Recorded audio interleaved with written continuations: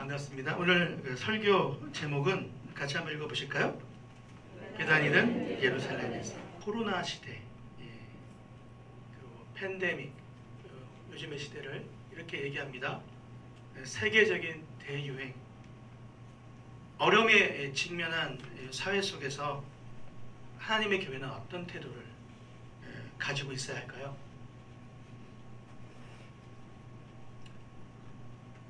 Why? 왜라는 렌즈를 끼고 문제의 원인을 고발하며 이편 저편을 가르는 대결 국면에 서야 할까요?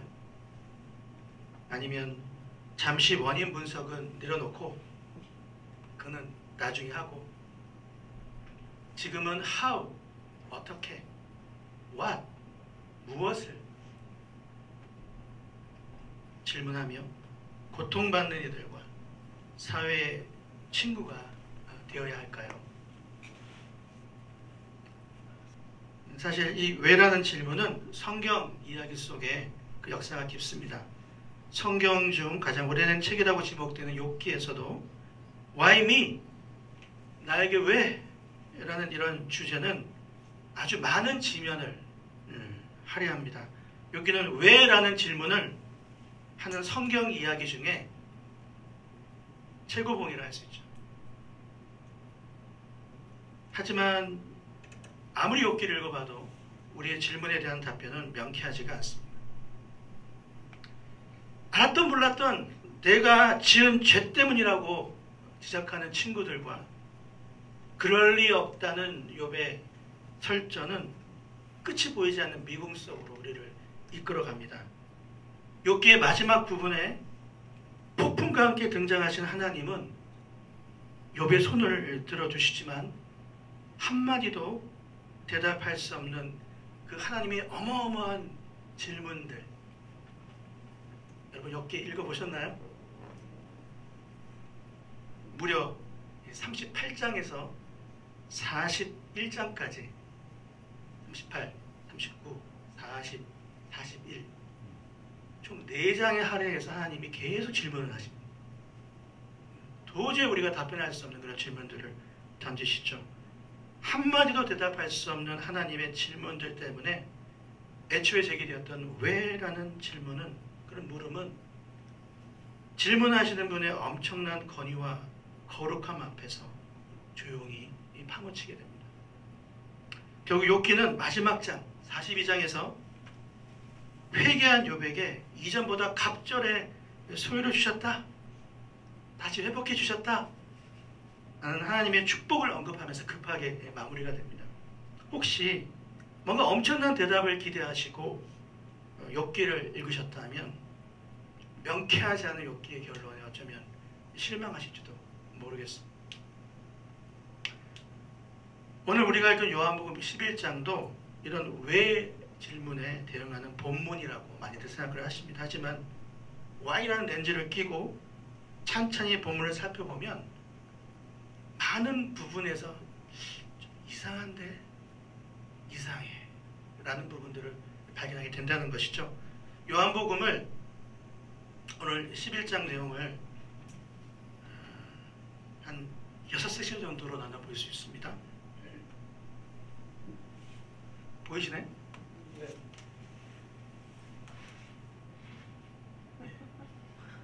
이렇게 어렵게 만들었습니다. 6세션 정도로 나눠져 있는데 이 내용들은요 다음의 타이틀을 가지고 있어요. 어떤 내용입니까? 같이 한번 읽어볼까요? 시작! 이상한 반응, 이상한 비유, 이상한 답변, 이상한 행동, 이상한 기도, 이상한 모의. 6세션 모두에 이상한이라는 형용사를 붙인 이유는 각 지점에서 예수님이 반응하시는 반응이 일반적으로 우리가 기대하는 반응과는 아주 낯설은, 아주 이상한 그런 행동과 말씀을 하시기 때문입니다. 6번째 섹션의 경우는 예수님의 반응이 아니라 예수님에 대한 사람들의 모의죠. 그들의 행동이 이상합니다. 사실 시간이 좀 있다면 이 내용을 좀 이렇게 구체적으로 다 이렇게 포커스에 딱 맞춰가지고 다 이렇게 살펴보고 싶은데 오늘 주일 예배라는 게 참 안타깝네요. 전체 요한복음이라는 큰 그림에서 여기에 섹션 하나를 더 추가한다면 다음과 같은 전체 그림이 완성이 됩니다. 읽어볼까요? 이상한 결정. 이상한 결정. 그건 뭘까? 여러분, 제가 그 7개라고 특정한 데에는 좀 이유가 있습니다. 그 요한복음 흔히 그 7개에서 8개 정도의 표적이 들어있다고 하죠. 여러분, 표적 어떤 건지 알고 계신가요? 제일 잘하는 게 뭡니까? 제일 처음에 요한복음 2장에 가나에서 있었던 그 혼인잔치에 있었던 물이 포도주로 변하는, 그죠? 그래서 그 표적의 결과는 뭡니까?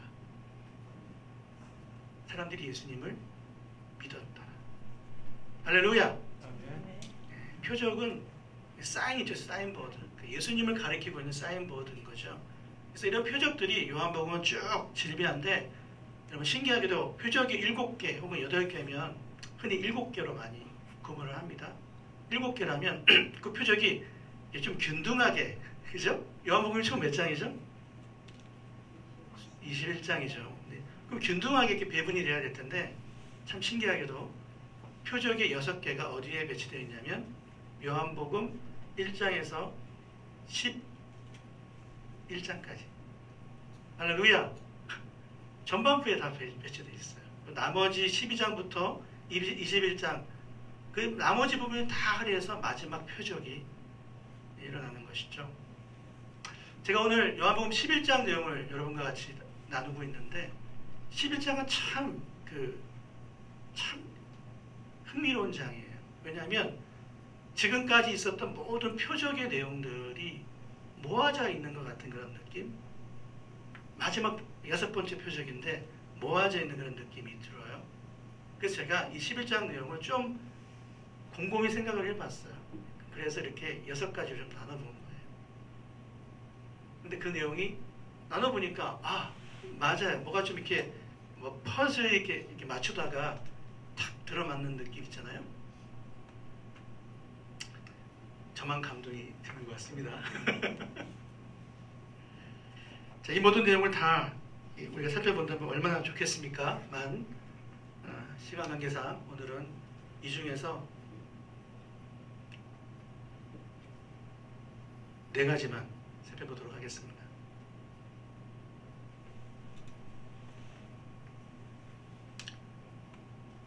마리아, 마르다 두 자매가 보낸 전갈, 도움 요청, 비상상황이니 얼른 와달라는 간청을 들으신 예수님은 계시던 곳에서 이틀을 더 머무셨어요. 성경 본문 한번 읽어볼까요? 시작. 이에 그 누이들이 예수께 사람을 보내어 이르되 주여 보내시옵소서. 사랑하시는 자가 병들었나이다. 라사로가 병들었다함을 들으시고 그 계시던 곳에서 이틀을 더 머무시고. 이걸 읽으시면서 좋아 라고 느껴지진 않으시죠? 뭔가 좀 이상하지 않으세요? 여기서 이상한 반응이라고 타이틀을 정해봤습니다.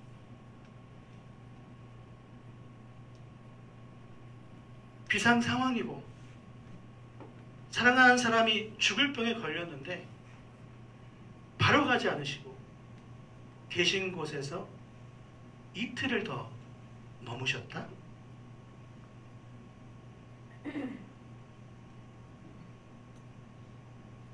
여러분 이해가 되시나요? 예수님은 사랑이 많으시잖아요. 게다가 그 나사로는 우리가 알고 나면 굉장히 지금 예수님과 친한 사이라는 걸 알게 됩니다. 사랑하시던 자 이렇게 표현이 되는 그런 존재죠, 그죠? 나사로는 마리아의 그죠 오빠고 마르다 마리아 마르다의 오빠잖아요. 예수님 베다니를 아주 사랑하셨어요. 여러분 베다니 교회에 오신 걸 환영합니다. 여러분 우리가 왜 베다니인지 아시죠? 이곳은 하나님이 사랑하시던 곳이에요. 즐겨 찾으시던 곳입니다. 여러분 사랑하면 즐겨 찾으시잖아요. 네. 바로 오늘 그곳에서 오늘 우리가 예배를 드리고 있는 거예요. 근데 오늘 바로 그곳에서 드리고 있는 이 예배 속에 오늘은 예수님은 우리에게 어떤 메시지를 던지고 싶으신 거죠. 이 내용을 좀 이해하려면 다음의 내용을 좀 따라가 줘야 합니다. 요한복음의 흐름은요, 우리가 일반적으로 보기에는 겉에 흐르는 그 이야기는 겉으로 보기에는 나사로 이야기가 두드러지게 보입니다. 하지만 실제로는 두 개의 이야기가 중첩돼서 진행되고 있다고 보는 것이 본문을 훨씬 더 잘 이해할 수 있는 방법 중에 하나입니다. 나사로 이야기와 함께 살펴볼 또 다른 이야기는 바로 어떤 이야기요? 예수님의 이야기. 다시 한번 큰 소리로. 예수님의 이야기. 예수님의 이야기가 쭉 진행이 되고 있는 거예요. 이자락에.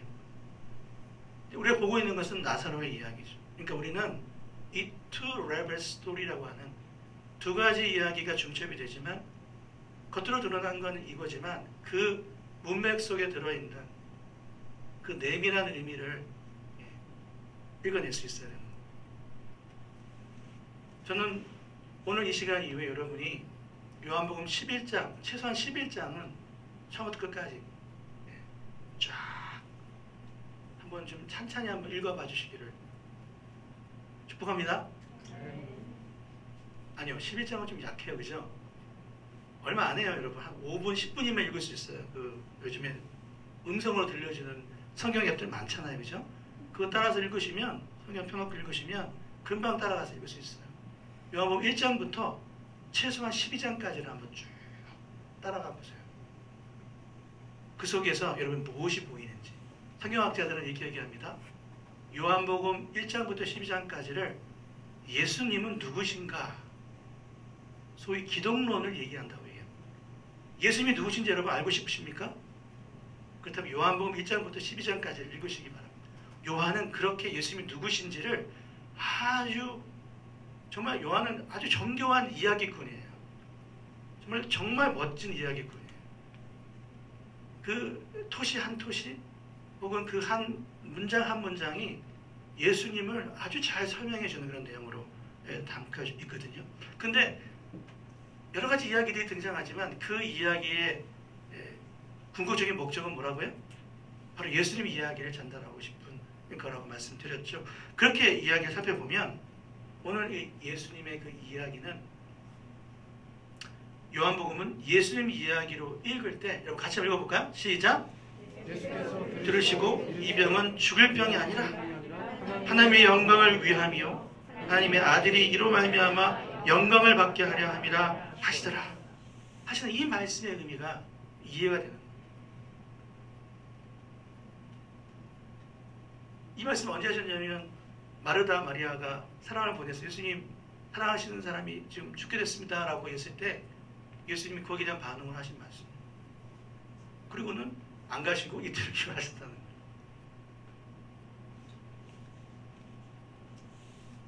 자, 다음 챕터입니다. 한번 그 타이틀만 한번 읽어주실래요? 시작! 이상한 답변. 자, 이 타이틀 제목을 읽으면서 한번 여러분 질문해보세요. 이상한 답변을 하셨다? 이상하게 답변을 하셨다? 어떤 내용인지 한번 살펴보죠. 마르다와 마리아의 구경꾼들은 하나같이 나사로의 죽음이 사실상 예수님의 잘못이라고 말을 합니다. 예수님이시라면 얼마든지 죽음을 막으실 수 있었을 것이라는 것이죠. 본문 내용을 한번 읽어볼까요? 시작! 마르다가 내 오라버니가 죽지 아니하였겠나이다. 그 다음 그 후에 시작!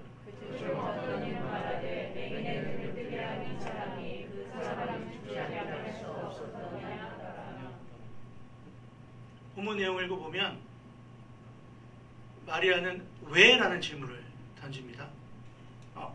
그렇게 안 했는데요. 마리아가 왜라고 안 그랬는데요. 라고 생각하실 수 있겠지만 마리아가 던진 질문은 만약이라는 질문이에요. 만약에 예수님이 계셨더라면. 그 말씀은 예수님이 만약에 계셨더라면 오라버니가 어떻게 됐다는 거예요? 죽지 않았을 거라는 거죠. 예수님이 그간에 하셨던 일들을 보면 충분히 이 죽어가는 사람을 살릴 수 있는 분이잖아요. 그죠? 예수님 계셨으면 이런 일 없었잖아요. 그 말을 뒤집으면 예수님 때문이에요. 예수님이 그 자리에 왜 안 계셨어요? 라고 하는, 왜 그 자리에 계시지 않으셨죠? 라고 어떻게 보면 그렇게 한 발짝 나갈 수 있는 그런 질문인 것이죠. 인류 역사 내내 새로운 비극이 생길 때마다 이 질문이 사람들 귓가에 울립니다. 하나님, 왜 이 사태를 내버려 두셨나요? 왜 개입해서 멈추지 않으시나요? 전능하신 하나님이시라면, 우리를 관리하시고 인도하시는 분이시라면 왜 이런 엄청난 일들을 하나님 하시고 아무 일도 하지 않고 계시나요? 왜 돕지 않으시죠? 하나님은 어디 계셨나요? 읽어볼까요? 왜 이런 일이 나에게? 예수님은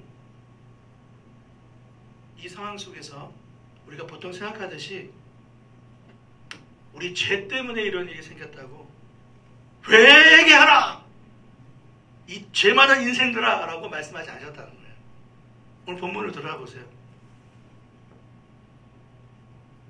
오늘 마르다가 질문하는, 혹은 마리아가 똑같이 질문하는 그 질문, 주께서 계셨더라면 라는 질문은 예수님께 지금 도전을 하는 질문이죠. 계셨더라면, 물론 안타까운 그런 내용이긴 합니다. 하지만 그렇다고 해서 예수님이 그들에게 오셔서 그건 말이야, 죄 때문에 그런 거야. 죄. 지금 코로나가 이렇게 창궐한 거 있지? 이건 인간이 지금 하나님 만드신 자연에 죄를 저질렀기 때문에 그래서 그런 거야. 그러니까 우리가 회개해야 돼.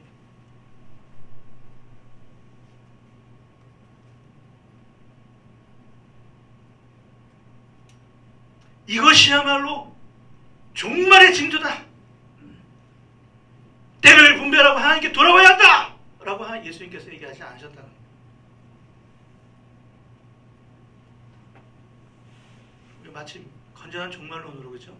그렇지 않다는 걸 다 알고 계셔가지고 충격을 받지 않으시는 것 같아요. 이미 단련이 되어가지고, 그죠? 목사님이 진행해주신 그 시리즈가 요즘 시대를 분별하는 정말 좋은 이런 기준이 되는 것 같습니다. 그죠? 이런 걸 보면서, 야, 이게 종말의 징조라고 우리는 읽지 않잖아요. 예수님도 그렇게 읽지 않으셨어요.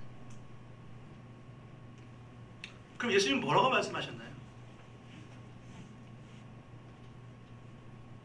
예수님은 다음과 같이 말씀하셨어요. 같이 한번 읽어볼까요? 시작! 내 오라비가 다시 살아나리라. 다시 한번 큰 소리로 시작! 내 오라비가 다시 살아나리라. 할렐루야! 근데 이거 굉장히 복음 아닙니까? 예수님이 오셨어요. 왜 계시지 않으셨어요? 예수님이 어쨌든 오셨잖아요, 지금. 근데 마르다의 답변은 뭡니까? 오셔서 예수님이 내 오라비가 이제 살아나리라. 마르다가 할렐루야! 뭐 한다든지, 야! 뭐 한다든지 이래야 되는데 마르다의 반응은 뭐예요? 알긴 아는데요. 저도 그건 믿어요. 그러니까 대수롭지 않게 지금 예수님 말씀을 받아들이고 있는 거잖아요. 저도 나중에 부활할 거라는 건 저도 알아요. 근데 왜 지금 안 오셨어요? 지금 이렇게 지금 마르다가 얘기하고 있는 거잖아요. 나는 부활이요 생명이니 나를 믿는 자는 죽어도 살겠고 무릇 살아서 나를 믿는 자는 영원히 죽지 아니하리니 이것을 내가 믿느냐. 앞에 부분 말씀은 너무 유명한 말씀이잖아요. 마르다의 이런 주저주저하는 반응 때문에 예수님이 주셨던 거예요. 마르다한테 감사해야 돼요. 오늘 이 말씀은 굉장히 중요한 말씀입니다. 나는 부활이요 생명이다. 나를 믿는 자는 죽어도 살고 살아서 믿으면 영원히 죽지 않는다. 유명한 우리가 믿고 있는 신앙 고백이죠. 또 진리이기도 하고요. 근데 오늘 예수님은 거기 한 발짝 더 나가십니다. 뭐라고 마르다에게 말씀하시냐면 내가 이것을 믿느냐. 여러분 이것을 믿으십니까? 네. 그런데 얼굴들이 왜 그러세요?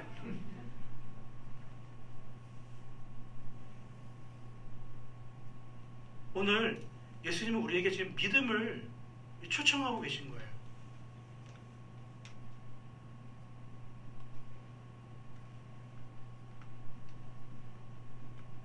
내가 이것을 믿느냐라는 예수님의 물음은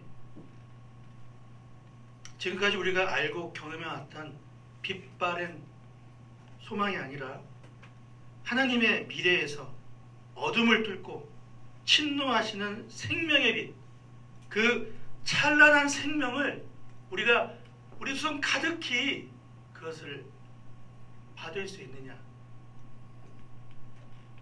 것은 초청인 거예요. 이 내용을 좀 더 깊이 한번 이해해 봅시다. 아까 우리 봤던 요한복음의 흐름이죠, 그죠? 11장 내용뿐의 요한복음 전체의 흐름인데 이 내용 보면 나사로의 이야기가 겉으로는 드러나 있습니다. 하지만 이 이야기의 핵심은 뭐라고요? 예수님 이야기를 전달하고 싶었던 거라고 말씀드렸잖아요. 그 예수님 이야기는 어떻게 진행이 됩니까? 자, 오늘 흰 색깔로 표시된 이 글씨들을 한번 읽어보세요. 자, 베다니, 예루살렘, 십자가, 부활. 그죠? 아직은 그 이야기가 끝까지 진행되진 않았지만 지금은 어디에 위치가? 베다니에 있죠. 여러분도 지금 베다니에 계십니다. 오늘 참 너무 좋네요. 너무 좋아요. 장소가, 그죠? 우리의 시간이 베다니를 지시하고 있으니까. 집에 돌아가셔서 여러분의 GPS 궤적을 한번 살펴보세요. 여러분 베다니에 계셨던 겁니다. 그런데 여러분은 예수님 따라서 예루살렘으로 올라가셔야 되는 거예요. 그러니 여러분은 예수님 따라서 그 십자가의 고난을 같이 걸어가셔야 되는 거예요. 그러면 영광을 받기 위해 고난도 함께 받아야 할지니, 그죠? 예수님은 영광 높이 들리셨던 것이죠. 우리도 역시 그렇게 될 거라고 믿습니다. 예수님 그 길을 걸어가셨고 우리에게 그 길을 follow me, 따라오라고 말씀하셨기 때문이죠. 바로 예수님의 길입니다. 근데 아직은 그 길은 아직은 실행되지 않았어요.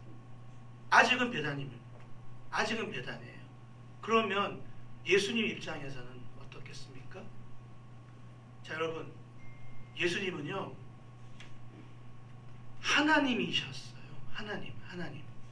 요한복음 1장은 그렇게 예수님을 표현합니다. 태초에 말씀이 계시니라. 이 말씀은 곧 하나님이시다. 그 말씀이 태초부터 계셨던 그 말씀이, 그죠? 하나님이셨다. 근데 그 하나님이 사람의 몸을 입고 오늘 베다니에 오신 거예요. 아까 일부 예배 때도 말씀드렸지만 예수님이 사람의 몸을 입고 이 땅에 오셨을 때 그 모습이 우리 문지사님처럼 이렇게 건장한 모습으로 짜잔 하고 오신 게 아니에요. 이렇게 제가 좀 약간 좀 연기는 잘 못하는데 이런 거 하늘에 떨어졌다 하면 이렇게 오신 게 아니라는 거죠. 조실까봐 제가 약간 좀 유머를 좀 액션 코미디를 좀 했습니다. 예수님 어떻게 오셨어요? 시골 처녀, 그죠?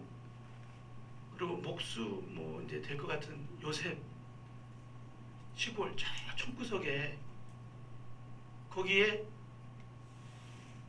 응애 하는 아기로 태어나셨잖아요. 여러분 아기가 어떤 존재인지 아시죠? 다 받아보셨잖아요. 아기가 어떤 존재입니까? 부모 없으면, 그죠? 엄마 아빠 없으면, 특히 엄마 없으면 어떻게 됩니까? 삶을 영위할 수가 없어요. 낫다 하더라도 죽은 목숨이니, 그죠? 부모의 보살핌이 없으면 죽은 목숨. 여러분 생각해 보세요. 온 우주 만물을 만드신 그 하나님이 뭐가 부족하셔서 사람이 되시고, 뭐가 부족하셔서 부모의 도움이 없으면 아무것도 못하는 그런 어린아이로 태어나셔야 합니까? 무엇을 위해서?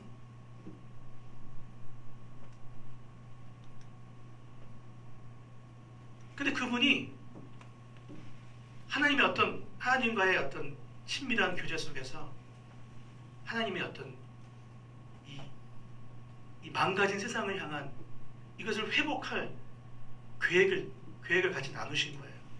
아, 그래, 이 계획이야. 이거야, 이거. 그래서 그 계획대로 실행하시기로 하시고 응애 하는 어린아이로 태어나셨단 말이에요. 자, 계획을 세우는 것하고 그 계획을 실행하는 것하고 저는 제 지금까지의 삶 속에서 참 힘들다는 걸 저는 지금 여러분 앞에 고백할 수 있을 것 같아요. 계획 세우는 거하고 실천하는 거하고 쉬워요? 어려워요, 여러분? 어렵죠. 그게 계획이었어요. 그게 하나님의 뜻이었어요. 근데 그것을 예수님의 삶 가운데 그대로 녹아내려서 살아간다는 건 쉬울까요? 어려울까요? 어려운 일입니다. 그러기에 예수님도 지도가 필요하셨어요. 그러기에 예수님도 하나님께 무릎 꿇음이 필요하신 거예요. 오늘 그 예수님의 그 이야기에 예수님이 베다니에 계셨다는 것은 바로 그런 이야기입니다. 그분은 지금 중대한 그 다음에 예루살렘에 가야 돼요. 예루살렘에 간다는 건 어떤 부귀영화를 받기 위해 가는 게 아니에요. 하나님 뜻을 이루기 위해서 가는 것이고요. 그것은 죽으러 가는 길이에요. 죽. 그게 어찌 쉬웠겠습니까? 요한은 아주 극명하게 대비를 이룹니다. 우리 공강복음서를 따라와도 마찬가지예요. 예수님이 이 결심을 하기 전에 예수님은 추앙받아서 왕으로 세워야 한다. 이렇게 기적을 일으키고 이런 멋진 일들을 하시는 분이라면 이분은 왕이야, 왕. 명예가 기다리고 있어요. 인간, 사람으로서 우리가 좀 그죠? 부귀 명예가 기다리고 있는 이 상황 속에서 예수님은 어떤 결단을 해야 할까요? 아버지, 하실 수만 있으면 이 잔을 내게서 치워주십시오.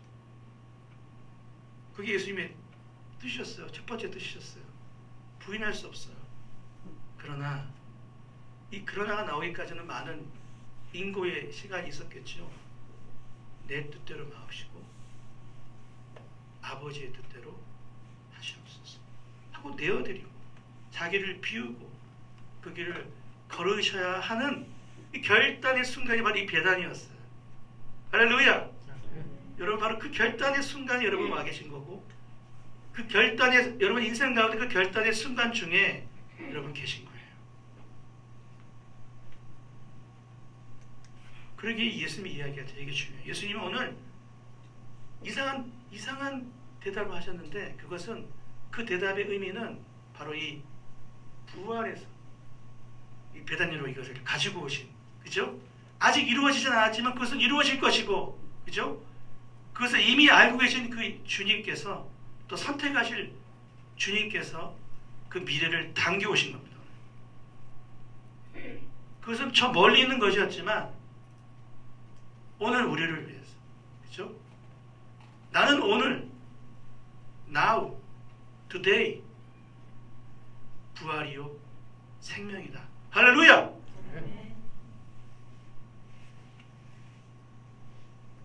말씀의 의미가 너무 명확하지 않습니까?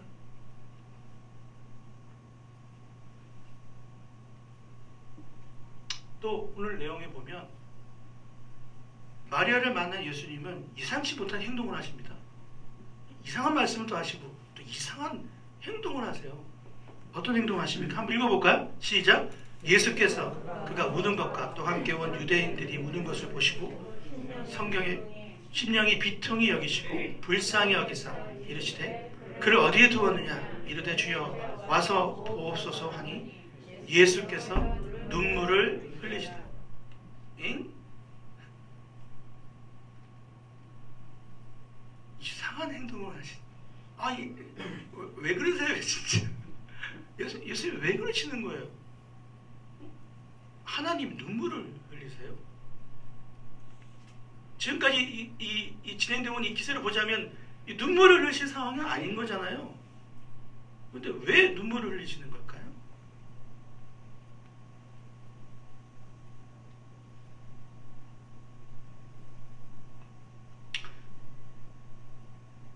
여러분 이 그림이 보이시나요?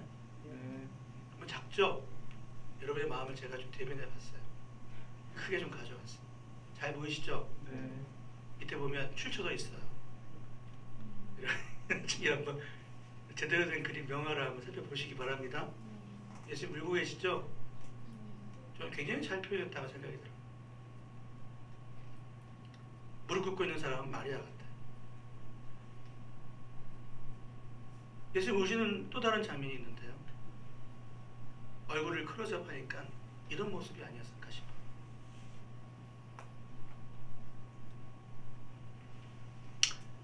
이 예수님의 눈물의 의미는 무슨 유해가 가사 같네요.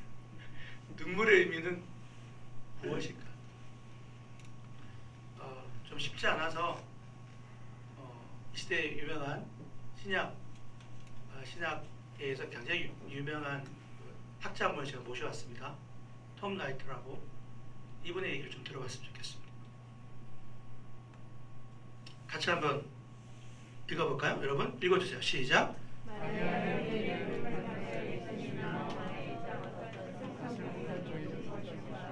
우리는 그저 진짜만 하고 있다. 그리고 진작한 것 중에서 과거에 경험한 다른 죽음에 대한 슬픔이 아니라 앞으로 닥칠 죽음에 대한 슬픔을, 즉 예수님 자신의 죽음을 먼저 고려해야 한다. 계속 읽어주세요.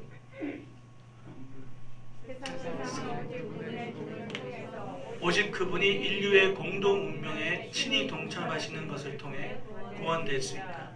예수님의 눈물에서 시작하여 예수님의 죽음까지 일직선이 그어진다. 그 죽음에서 예수님은 세상의 슬픔만이 아니라 세상의 운명까지 공유하신다. 말씀이 어렵지만 의미가 좀 다가오시나요? 예수님의 그 눈물에서 쭉 일직선을 그어볼 수 있다는 거예요. 어디로요? 죽음. 그러고 나면 의미가 명확해지는 게 되는 거예요. 왜 그런 눈물을 흘리셨는지. 그것은 나사로 혹은 지금 현재 울고 있는 여인들의 그 슬픔, 과거에 어떤 슬펐던 것들의 경험이, 누가 울고 있으면 우리도 울음이 슬퍼지잖아요. 그죠? 단순히 그런 것만이 아니라 예수님 지금 나사로가 죽었다는 거에 대한 애처로움, 또 그거를 슬퍼하고 있는 사람들의 고통, 이것도 슬프셨어요. 안 슬프셨다는 게 아니에요. 그런데 예수님이 슬프셨던 건 뭐냐면 자신이 죽으셔야 된다는 거예요. 자신이 바로 이 죽음, 사람들을 힘들게 하고 있는 이 죽음을 죽게 하기 위해서, 죽음을 처단하기 위해서 죽으셔야 된다는 거예요. 이거는 한 번도, 예수님도 한 번도 경험해 보지 못한 경험이에요.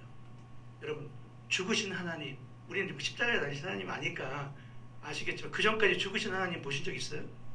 그러면 죽으신 하나님은 하나님이 아니지. 근데 그 예수님은 바로 그 죽음, 그죠? 그 죽음을 당겨오신 거예요. 이해되셨으리라고 믿습니다. 자, 마지막 타이틀이네요. 빨리 왔습니다. 한번 읽어주시죠. 시작. 이상한 기도. 이상한 응답, 이상한 대답, 이거 다 이해가 됐어요. 그죠? 이제 마지막 순간에, 나사로를 살리시는 순간에 예수님은 이상한 기도를 하신다는 거예요. 따라가 보겠습니다. 본문 내용으로 다이브는 해보죠. 예수님은 지금 나사로를 일으킬 능력을 달라고 하나님께 기도하고 계신 것이 아닙니다. 여러분, 그 기도 내용을 가만히 보시면 나에게 능력을 주셔서 이 나사로를 살릴 수 있게 해주세요 라든지 이렇게 기도하고 계시지 않아요. 예수님은 지금 그런 기도를 하고 계신 게 아니에요. 마치 이전에 이미 이것을 위해 기도하셨던 것처럼 자신의 말을 들어주신 것을 하나님 아버지께 감사하고 있어요. 한번 읽어볼까요? 시작. 돌을 옮겨 놓았으니 예수께서 눈을 들어 우러러보시고 이르시되 아버지여, 내 말을 들으신 것을 감사하나이다. 항상 내 말을 들으시는 줄을 내가 알았나이다. 그러나 이 말씀 하옵는 것은 들어선 무리를 위함이니 곧 아버지께서 나를 보내신 것을 그들로 믿게 하려 함이니이다. 이 말씀을 하시고 큰 소리로 나사로야 나오라 부르시니. 그리고 예수님 기도가 좀 이상하지 않으세요? 아니 지금 무덤 앞에서 무덤 문이 막혀있다 그래서 무덤 문을 치우라 말하다가 예수님 무덤 벌써 죽은 지 사흘이 돼서 냄새가 납니다. 부패해서. 예수님 뭐라고 하셨어요? 마르다에게 내가 믿으면 하나님의 영광을 보리라 내가 말하지 아니하느냐. 그죠? 그러자 이제 사람들 돌을 치웠어요. 그죠? 그러고 난 다음에 예수님께서 그 치워진 돌 위에 예수님이 기도하신대요. 만약에 여러분이라면 어떻게 기도하시겠어요? 저라면 이렇게 하나님 제게 능력을 주셔서 제발 나사로가 살아나게 해주시고 할렐루야 믿습니다 이렇게 기도했을 것 같아요. 그죠? 예수님이 좀 달랐겠죠. 그죠? 좀 더 멋있게 기도했을 거예요. 아니 이미 저에게 능력을 주셨으니 줄 믿습니다. 그러니 느끼해요? 그러라고 한번 얘기해 본 건데 죄송합니다. 지금 본색이 드러난 것 같아요. 그러니 제가 손 까딱하면 나사로가 나오게 해주세요. 뭐 이렇게 기도하지 않으셨다는 거예요. 거만하지 않으셨어요. 그죠?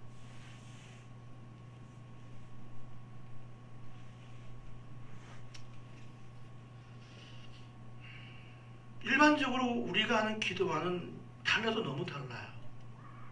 예수님은 어떻게 이런 기도가 가능하셨을까요?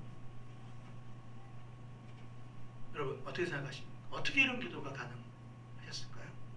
다시 오늘 본문으로 한번 돌아가 봅시다. 첫 우리가 읽었던 본문입니다. 한번 읽어주시죠. 이에 시작. 이에 그 누이를 예수께 사랑하시는 자가 병들었나이다. 병들었다 함을 들으시고 그 계시던 곳에 이틀을 더 유하시고 예수님은 지금 계시던 곳에서 이틀을 더 유하셨어요. 이틀을 더 머무셨어요. 이틀간 무엇을 하셨던 걸까요? 예수님이 계셨던 그곳은 요단강 건너편이에요. 요단강. 베다니아는 요단강 건너 이쪽이에요. 그것은 침례 요한이 첫 침례를 주던 곳이었어요. 근데 그곳에서 그 전에 유대인들과의 어떤 그 토론 논쟁 속에서 너무 화가 난 그들이 예수님을 죽이려고 막 그러는 중에 일종의 이렇게 일보 후퇴 형식으로 이제 비껴가 계신 거였죠. 그랬기 때문에 그곳은 다시 예수님이 예루살렘으로 올라가시겠자고 얘기했을 때, 야 친구 나사로 보러 가자, 그를 깨우러 가자 라고 했을 때 도마가 뭐라고 얘기하면 그게 지금 그들이 벌써 죽이려고 했던 거 기억하지 않으십니까? 그러니까 그래도 가자 그러니까 하니까 뭐라고 했어요? 도마가 우리도 같이 죽으러 가자 그랬잖아요. 그런 장소예요. 근데 오늘 예수님은 거기서 이틀을 원래 계획은 아니었던 것 같아요. 근데 나사로가 이렇게 됐다는 얘기를 들으시자 어떤 사인이라고 예수님은 이렇게 받아들이셨던 것 같아요. 그리고는 이틀을 더 유하셨어요. 무엇을 하셨을까요? 저는 그 시간이 예수님께 이 베다니를 지나 예루살렘을 거쳐, 그죠? 하나님의 뜻을 이루어 드릴 어떤 결정적인 순간, 그 어떤 갈림길이었다는 생각이 듭니다. 예수님은 바로 당신의 그 일을 위해서 기도하셨을 거예요. 이런 모습이 아니었을까요? 요단강 건너편 어느 한 구석에서 이렇게 기도하지 않으셨을까요? 타이틀만 읽어볼까요? 시작! 기도와 기다림. 예수님은 하나님의 타이밍, 하나님의 시간을 위해서 기도하셨어요. 그리고 하나님의 방법에 대해서, 하나님의 길에 대해서 당신이 그 일을 잘 감당할 수 있게 해달라고 기도하셨을 겁니다. 그렇죠? 이틀이라는 시간을 더 벌었잖아요. 그리고 오늘 나사로를 위해서 기도했어요. 오늘 아까 읽었던 톰 라이트는 예수님이 이때 나사로를 위해서 기도하셨다고 분명하게 얘기를 합니다. 그 증거가 뭐냐? 예수님이 무덤에 돌을 옮겨라! 라고 하니까 돌이 마르다가 방해했지만, 그죠? 마르다를 통해서 막 얘기가 나왔지만 결국 돌이 옮겨졌죠. 만약에 사흘이 됐고, 그죠? 사흘이나 지났고 시체가 이 중동 지역이 더운 지역에서 그 굴 속에 시체가 사흘 동안 방치되어 있었다면 어떻게 됐겠습니까? 부패한 냄새가 나는 거죠. 예수님은 돌이 흩어지는 걸 보고 그 자리에 쓰셨어요. 무엇을 알으셨을까요? 만약에 나사로가 죽었다면, 만약에 예수님이 그 이틀 유하시면서 나사로가 예수님 당신이 그곳에 가기 전까지 아무 일 없도록 다시 살려낼 수 있도록 하나님 그를 지켜주세요라고 기도하지 않으셨다면, 그죠? 그는 부패해서 냄새를 풍겼을 거예요. 그죠? 근데 예수님이 그 자리에 돌이 채워진 그 자리에 승이 냄새가 났을까요? 안 났을까요? 왜 안 났어요? 성경에 났다는 얘기 있어요? 없어요? 마르다는 날 거라고 얘기했죠. 우려했죠. 났어요? 성경에는 거기에 대해서 아무런 언급이 없어요. 제 생각에는 나지 않은 것 같아요. 예수님은 확신을 가지고 하나님께 기도합니다. 아버지, 내 기도를 들어주신 것을 감사합니다. 퍼즐이 맞아 떨어지나요?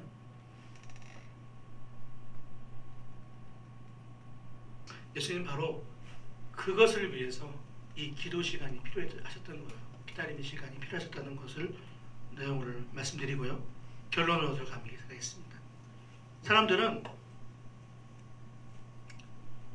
세상과 세상의 재앙을 보면서 하나님이 왜 직접 개입하셔서 정리하지 않는지 의아해합니다. 우리의 예상과 너무도 다른 하나님의 방식에 또한 우리는 이상함을 느낍니다.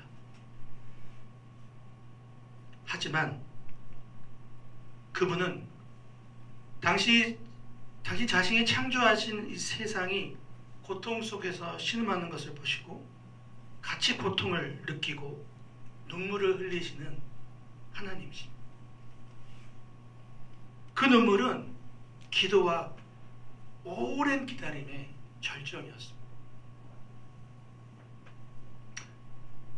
저는 바로 이 결정적인 이 결론의 이 타이밍에 다시 우리가 처음 여러분께 드렸던 질문으로 돌아가고 싶습니다. 어려움에 직면한 사회 속에서 하나님의 교회는, 하나님의 백성은 어떤 태도를 가지고 있어야 할까요? Why라는 왜 그랬나? 왜 이러셨나? 라는 렌즈를 끼고 문제의 원인을 고발하면서 이편저편을 가르는 대결 국면에 서야 할까요?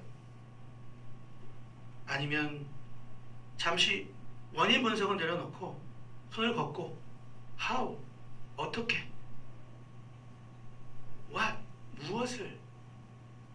이라고 질문하면서 고통받고 있는 이들, 사회의 약자들, 그 일로 인해 힘들어하고 있는 그들을 보듬고 상처를 닦아주는 친구가 되어야 할까요? 오늘 예수님은 무엇을 하셨나요?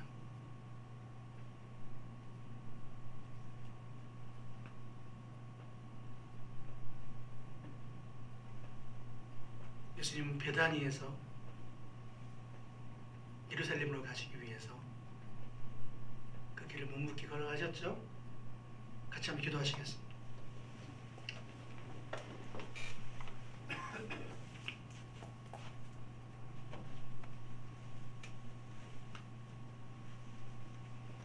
여러분이 마지막 보신 배경화면엔 예수님께서 묵묵히 당신에게 주어진 길을, 그 어린 양의 길을,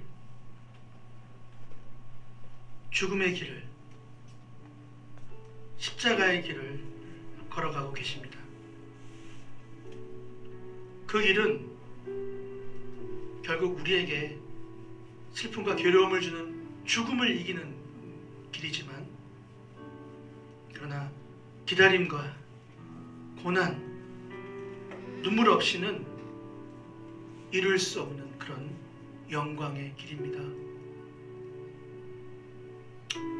오늘 베다니에 위치해서 같이 함께 예배를 드리고 있는 저와 여러분,